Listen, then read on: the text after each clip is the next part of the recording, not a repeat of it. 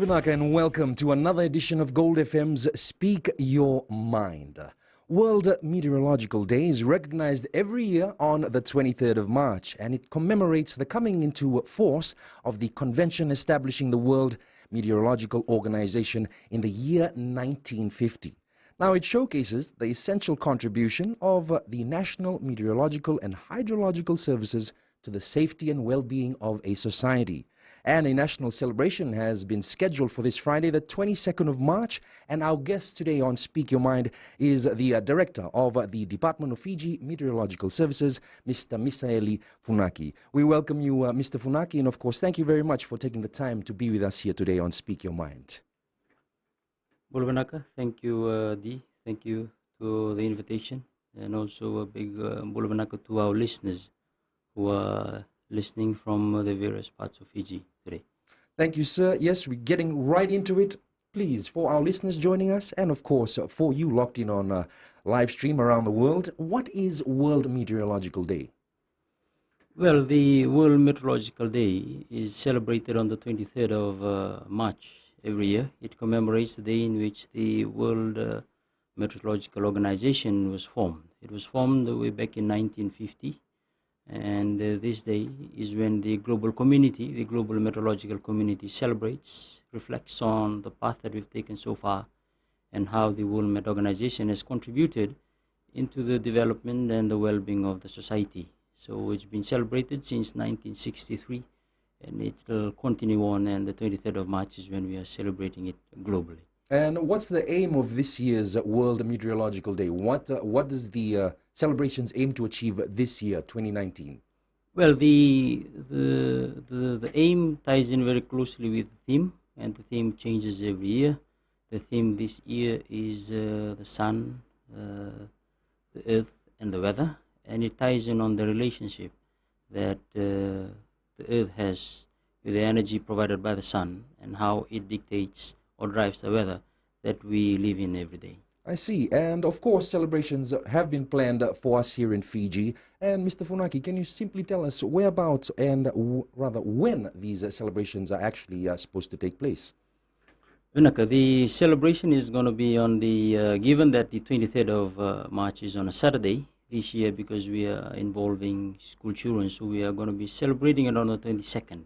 It's going to be held in Nassau Park in Levuka, the old capital of Fiji, on the Friday, the coming Friday. And was there a specific reason for choosing Nassau Park in Levuka? Well, the celebrations, we are taking it out into the public this year and over the last couple of years. So last year it was held in Lambasa. This year we're taking it to Levuka. And in the following years, we'll also be taking it into other parts of Fiji. Also because of, bearing in mind, the damages that was inflicted by a tropical cyclone Winston on the path that it took, but historically as well, saying this after the independence of 1970, the very first observation, the very first station that the Fiji Meteorological Service had observation coming from was from the post office in Levuka back in 1970. That's a very interesting fact there, Mr. Funaki. For you, our listeners joining us, be reminded that, yes, sir, the very first observation post or Met office, you could say, was the Levuka post office. Yeah, it was the first observation after independence. It was from the Levuka post office. That's very interesting. No doubt our listeners very happy to learn something new about the Met office. And of course, you made mention about the theme, which was the sun, the earth, and the weather. That's for this year's 2019 World Meteorological Day celebrations. Can you elaborate a little bit more on the theme? Well, the theme, as I stated earlier on, the sun is the driving force that provides energy to all of us. It dictates the weather. It is also the reason why temperature changes. It drives the current. And even on a day like this, it drives the mood that you and I bring to work. Certainly on a bright, sunny day, it's all nice and well. But on a cloudy day, the mood changes as well. So the sun drives the energy that dictates the weather that you and I walk in every day. I see. And of course, no doubt, Many of the personnel from the Met Office will be out on the day to provide members of the public with little tidbits of information explaining to them about how certain weather conditions work. That's correct. Right now, as we speak, we have a team on the ground who've been doing awareness into the communities and into the villages in Levuka. And also on the day, there will be celebrations in the office in Lambasa, and also in the Met Office in Nandi, and also here in Lodala. So if you are within close vicinity of any of these areas, please drop by on the Friday and celebrate with us as we celebrate the World Meteorological Day. And moving on, now, of course, Fiji, how long has Fiji been a part of the World Meteorological Organization? Now, is this was from the 50s when the meteorological organization started, or is this was after independence? Well, the observations in Fiji we've always been part of. Before the World Meteorological Organization came into being, into existence in 1950, there was an International Meteorological Organization that was formed way back in the late 1800s. And these were primarily providing a policy for the forecasting areas. But the Met Service came into being in 1975. And we've been part of this organization, the World Met Organization, since the inception of Fiji Met Service in 1975. I see. And of course, the Fiji Met Service works closely with its counterparts or its colleagues around the region in helping forecast and predict the weather? That's correct. There is a global telecommunication system that we have. There is a free exchange of data and information that we have on the region. And also there is a great understanding because of the role that Fiji plays, being one of the regional centers that provides warning and advisories on the weather and also on tropical cyclones. So we have a close linkage with our member countries in the region. When you say that Fiji plays a very important role, we also provide our weather reports and updates to our regional neighbors. What countries would they be? Well, in terms of the provision of public and marine weather bulletin, we provide it to Tuvalu, Tokelau, Kiribati, the Cook Islands, Niue as well. And also on the aviation front, we also provide aviation bulletins to all the international airports that lie within the Pacific. So to Faleolo, to Rarotonga, and all the other international airports out there. We also provide bulletins to them. This is to the aviators as well as the mariners and members of the public. That's correct. So the scope of the work that we do is not only limited to what you and I hear on the radio, it also extends to the aviators out there. So when a flight flies from Nandi or from Nosori to Faleolo and returning back, we will also provide them the forecast on the kind of weather that they expect en route and also what they expect when they return. Thank you for that, Mr. Funaki. Stay with us. We'll have more after the break.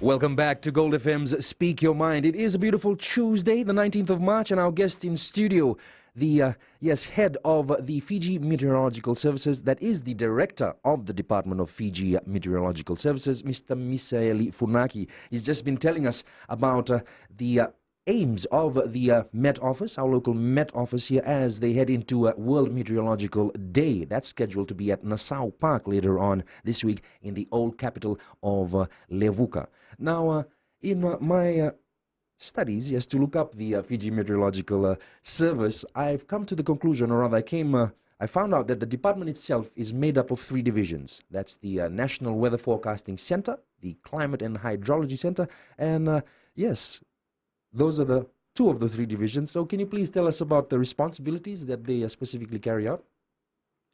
The responsibility that the Fiji Meteorological Service plays is quite broad. It extends more than what you and I may think that we know. In terms of the National Weather Forecasting Center, the National Weather Forecasting Center provides the weather bulletin and the marine weather bulletin that goes out to the public. These are done at 6 times every day. And whenever an amendment comes in, a new amendment comes in as well. And we also, as I said earlier on, we also provide a forecast to the region, to the countries out there that are listening or tuning into provide the provisions that we do. We also provide all those forecasts for them. It also extends to the aviation front. So the aviation users out there, we also do that. But more importantly for us, it's also because we play a regional role, not only that, but in terms of tropical cyclone forecastings as well. We are one of the only 6 centers globally that are responsible for monitoring, naming, and providing forecasts for tropical cyclones. So we also provide in that area as well. That is primarily in the area of forecasting, but it also extends beyond that.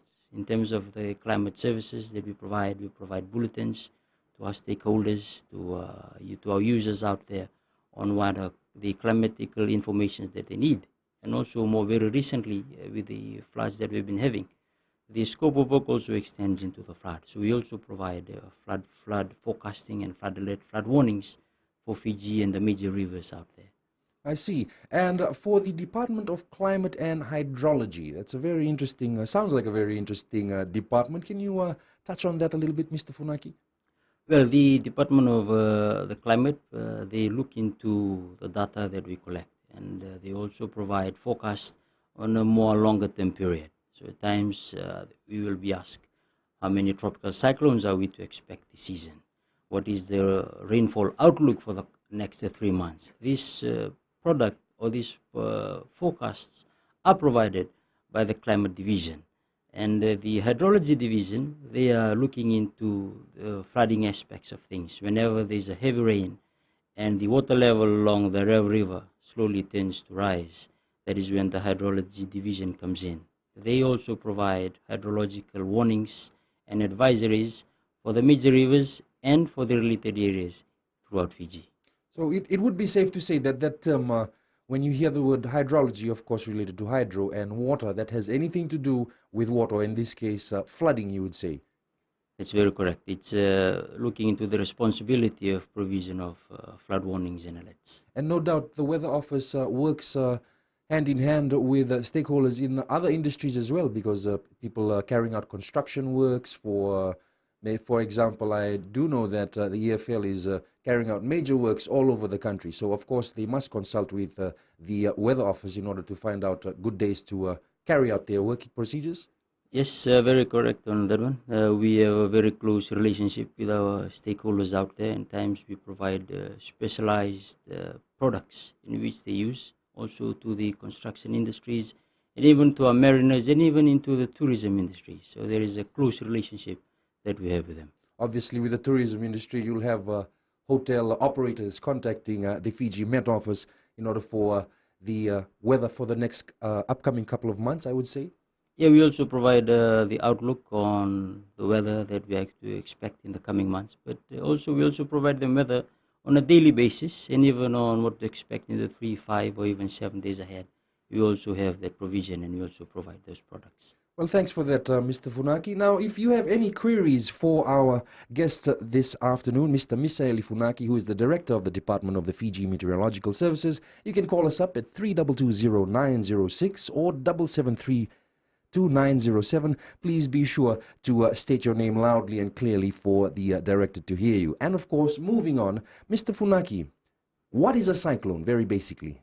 Well, basically, a tropical cyclone, it doesn't happen at any particular month. There is a season in which it happens. It happens in between the months of November to April. This is when there is a lot of heat that is around. There's a lot of moisture. So a cyclone is a broad area of low pressure that involves the winds coming in and then they're wrapping around, rotating around in a clockwise motion, and also gives rise to the winds strengthening as they come in around. So it becomes, there are criteria that we use. Just because it's raining doesn't mean it's a tropical cyclone. We have to find the strength of the wind within. So anything above 34 knots and higher becomes a tropical cyclone. When you say low pressure, now there has been a lot of confusion over the years with our listeners and viewers about low pressure and high pressure. Can you break it down as simply as possible for our listeners? Well, an area of low pressure, basically the related weather, it's mostly associated with rain. It is when the winds come in together, it gives rise to clouds rising that eventually leads to rain.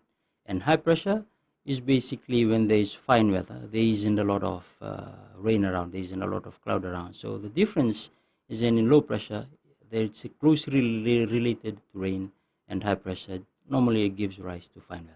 Oh, I see. I mean, yes, many of the listeners over the years, as we've been calling out weather reports, they'll call up and they say, what is a low pressure system? But that's a pretty interesting way you put it. So basically, low pressure, there seems to be a lot of rain. And if there's a high pressure system around, it's usually associated with fine weather.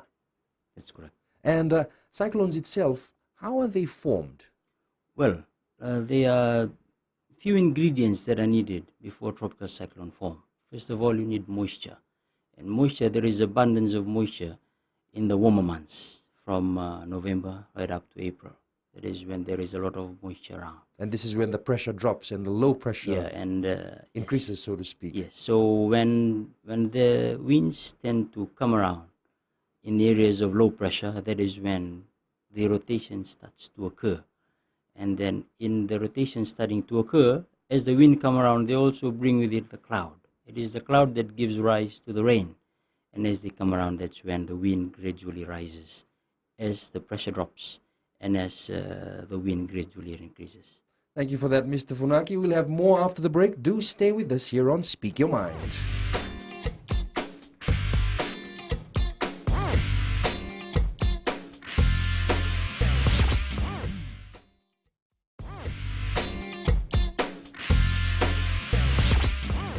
Welcome back to Speak Your Mind. With us in studio today, our guest from the director of the Department of the Fiji Meteorological Service, Mr. Misaeli Funaki. Sir, once again, thank you for making the time today to be with us.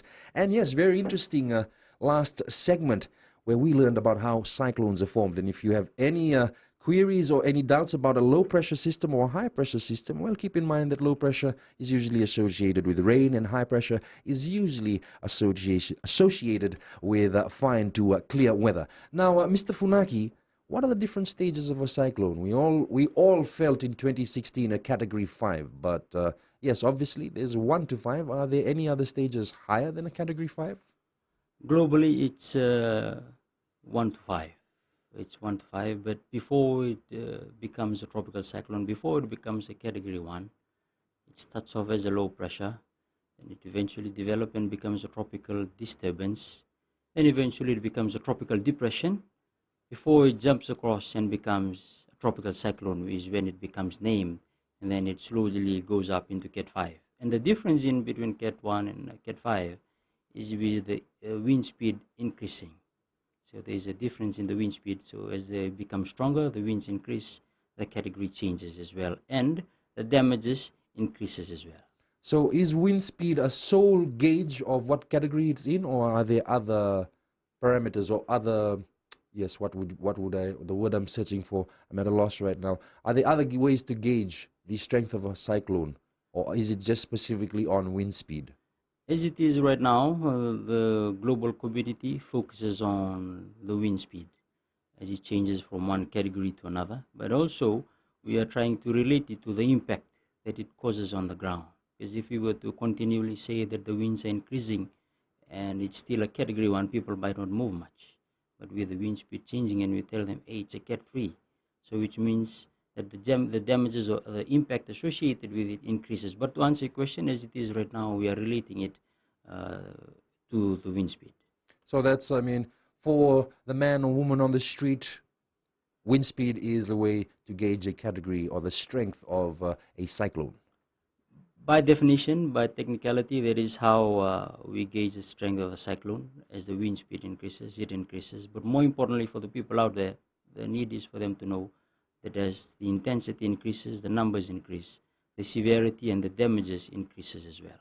Now, when you talk about the severity and the damage increasing, for our listeners joining us this afternoon, when they hear a weather warning, when should, I mean, of course, we all should be worried when we know that a cyclone is in the vicinity, but there are times when homeowners do not wish to leave their property. So if they receive a warning where a cyclone is registered at category 3, is it still safe to stay on their property, or should they move to a safer location? Because a lot of people, due to monetary reasons, don't want to give up their property and move on to the evacuation centers. So what's always a good gauge for the homeowner to know? No, I need to evacuate my house because we're crossing the point of no return. Well, the work of the Fiji Meteorological Service is to provide the advice that this is the approaching weather, these are the kind of winds that are associated and the damage coming with it. So the decision of the owners lies on the homeowner when to move.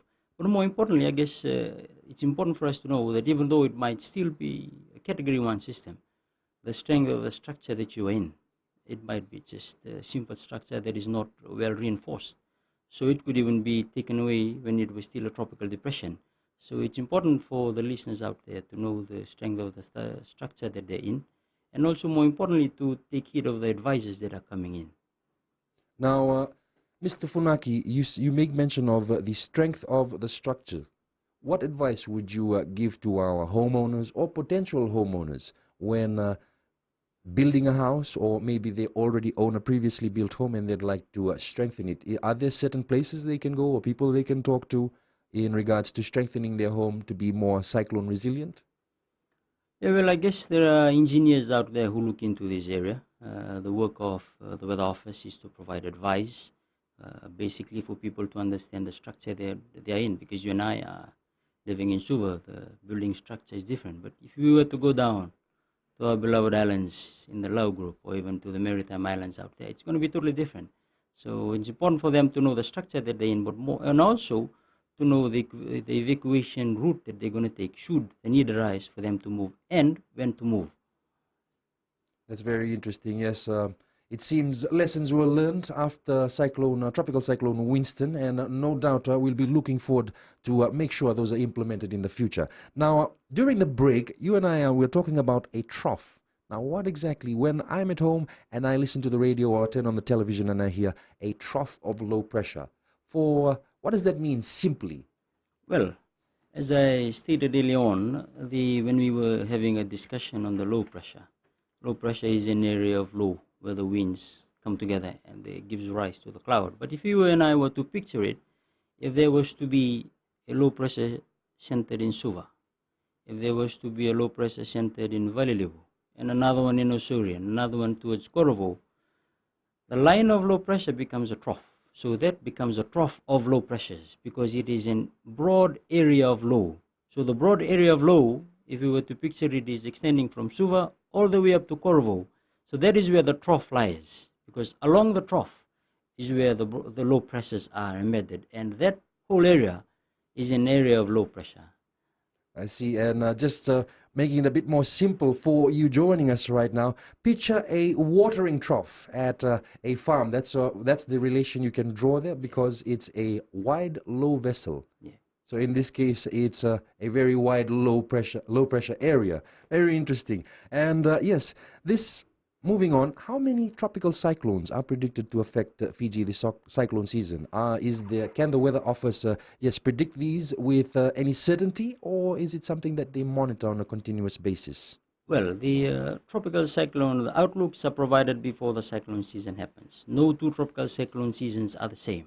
It's dictated by how the atmosphere corresponds leading up into the cyclone season. So for this season, for the whole area, as I said, Fiji looks after the region from all the way from Vanuatu, Solomons, and all the way across to Tahiti to the far east of us.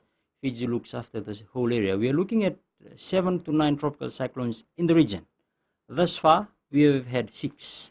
And as we speak, Fiji, we've had 2 tropical cyclones that came within close proximity of us. Those are Tropical Cyclone Mona and Tropical Cyclone Pola. So for this season, we are looking at 1 and 2 tropical cyclones. But for the whole area, we are looking at 7 to 9 tropical cyclones. Thank you very much, Mr. Funaki. Stay with us. We'll have more after the break.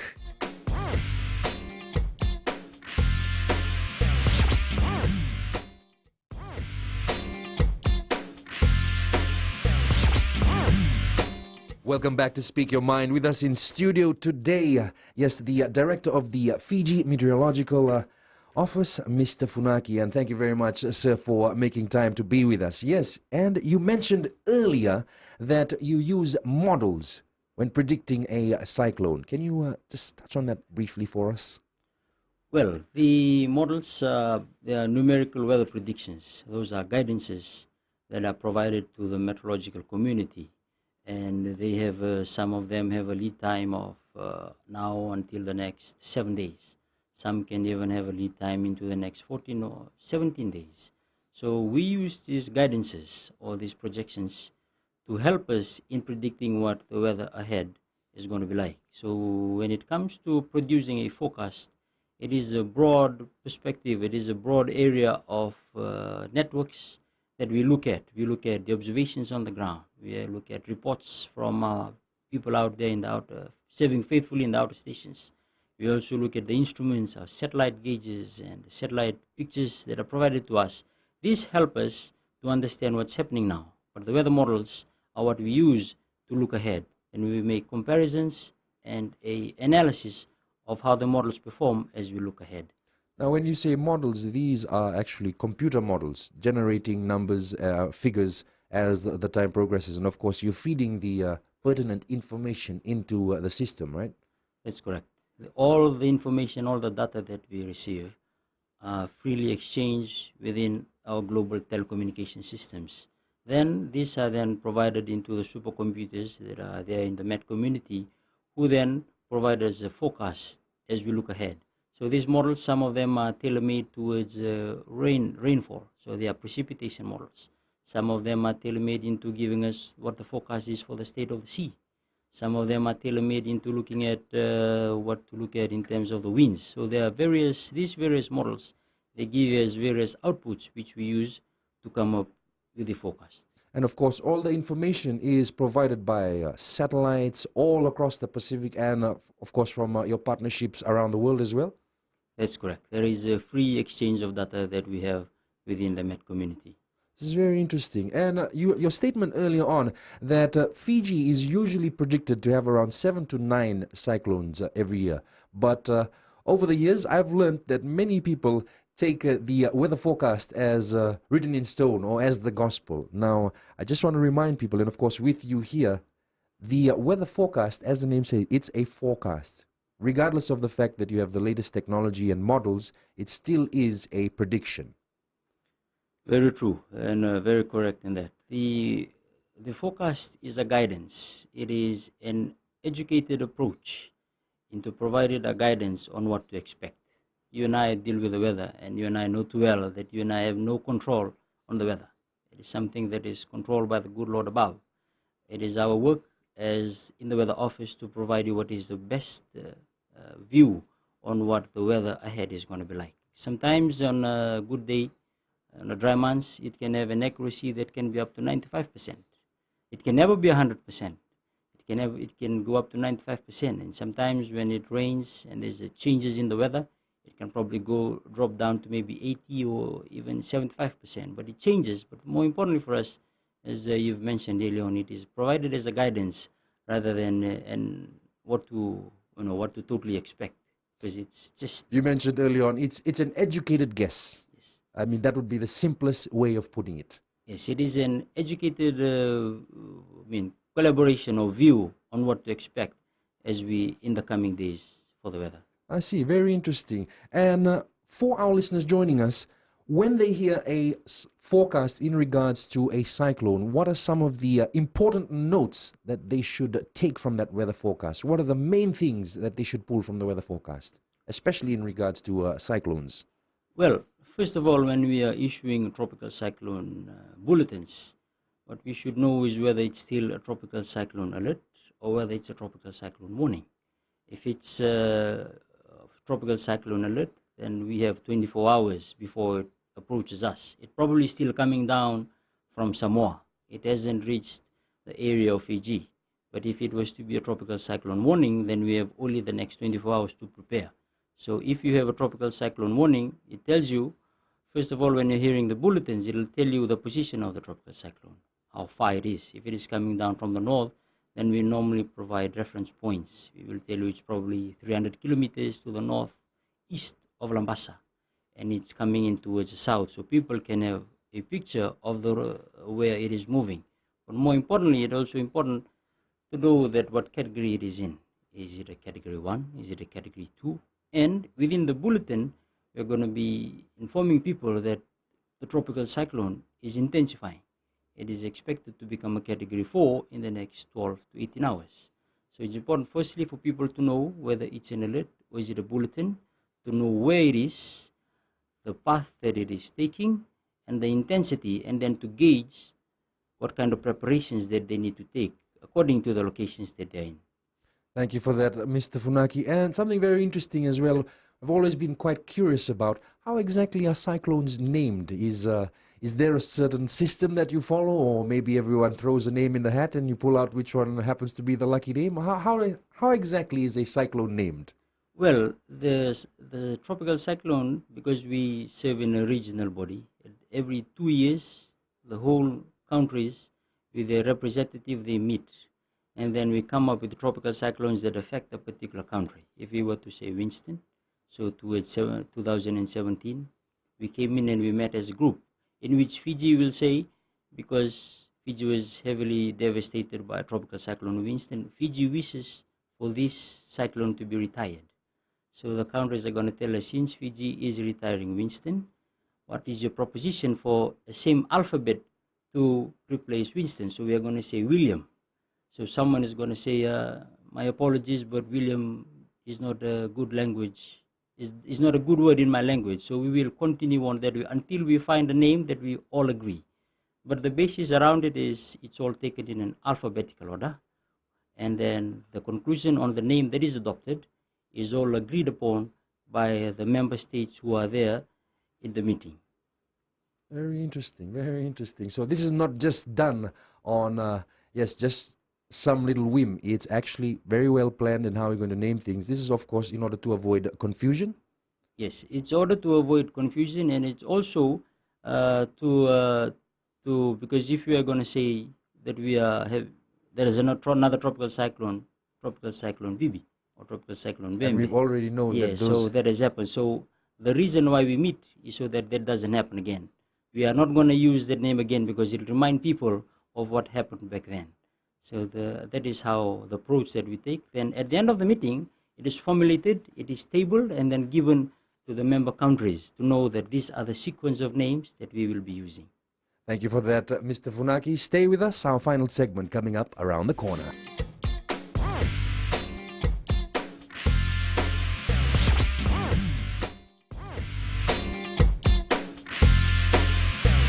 Welcome back to our final segment of Speak Your Mind. Where joining us in studio today is the director of the Fiji Meteorological Office, Mr. Misaeli Funaki. Sir, once again, thank you very much for joining us. And of course, throughout the last 4 segments, we've been told about the plans that the Fiji Meteorological Office has planned for World Meteorological Day, which is scheduled for the 22nd of March in the old capital of Levuka in Ovalau. Is that correct, sir? That is correct. And yes, exactly what activities will be having place? You'll obviously be having awareness workshops and letting people know more. And also another thing is, will there be, how should I put this? Will there be information available to the younger members of our community who wish to take up a career in meteorology? Excuse me if I pronounced that wrongly. Well, no, you've pronounced it well. Certainly. The celebration will be, the chief guest will be the Honorable Minister, Mr. Chone Sumate, who will be there on the day to officiate over the whole function. There will also be an oratory contest for the schools, primary schools and secondary schools. There will be questions that we will be asking to the members of the public in there. And more importantly for us, we also have booths that are set up within Nassau Park to answer the questions of curious members of the public who are coming in that way. The booths are not only provided by the Fiji Met Service, there are also booths by the University of the South Pacific.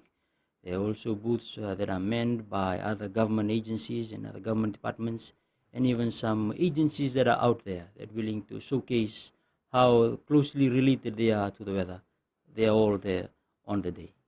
Now, Mr. Funaki, if you'll allow me to get a little further on into you personally, did you always want to be part of did you always wanted to be a weatherman, so to speak? Well, I've always had a curiosity towards the weather. It's back when we were in our younger days, when the weather station comes in and it tells you about the weather. And when tropical cyclone comes in, everyone is so keen.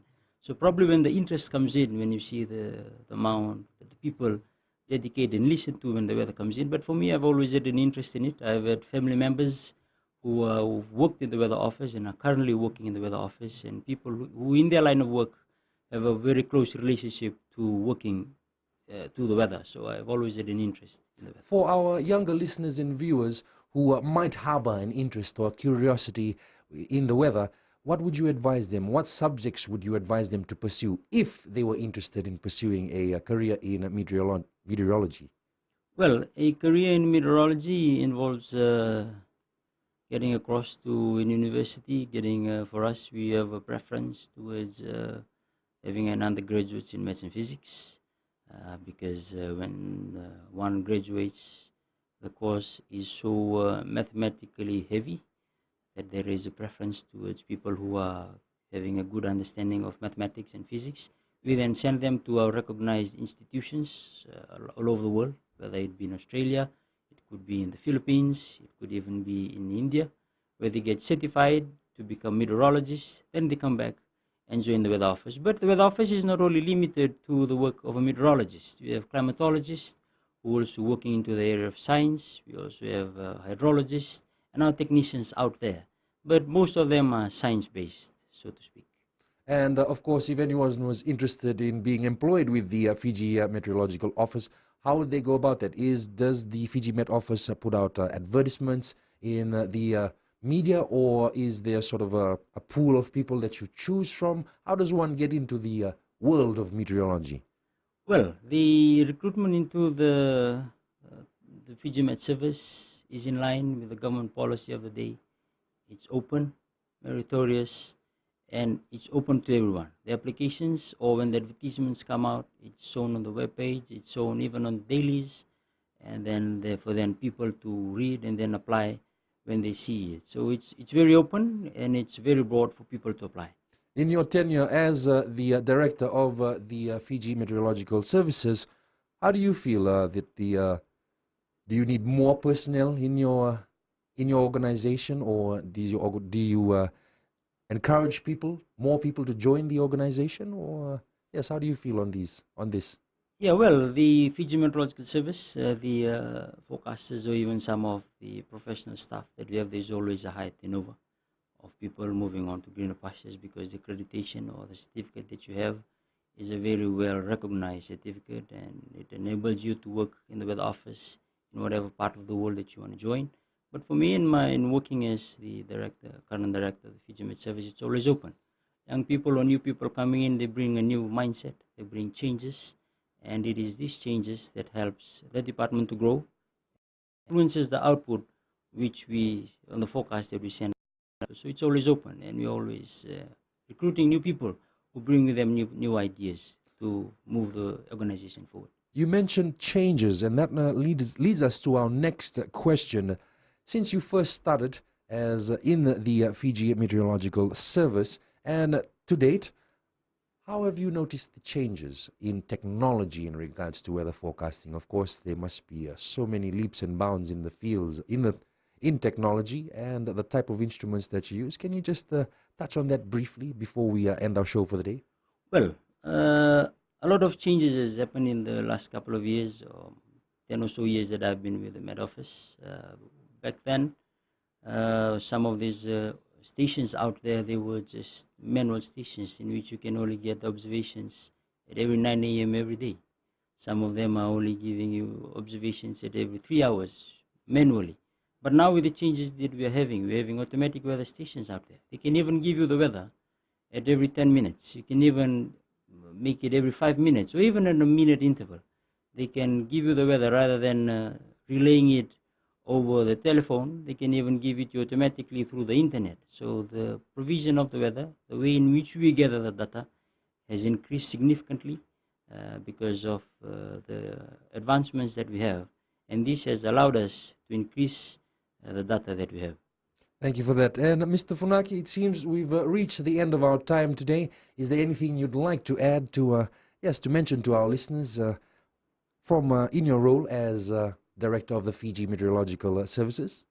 Well, the Fiji Meteorological Service, with all its the provision of the products that it does, our main advice is for the people to take care of the advisories and the warnings that we do provide. It's done with an intention to save lives and to provide a lead time for people so that they can move and make decisions accordingly to the forecast on the weather that they are going to expect.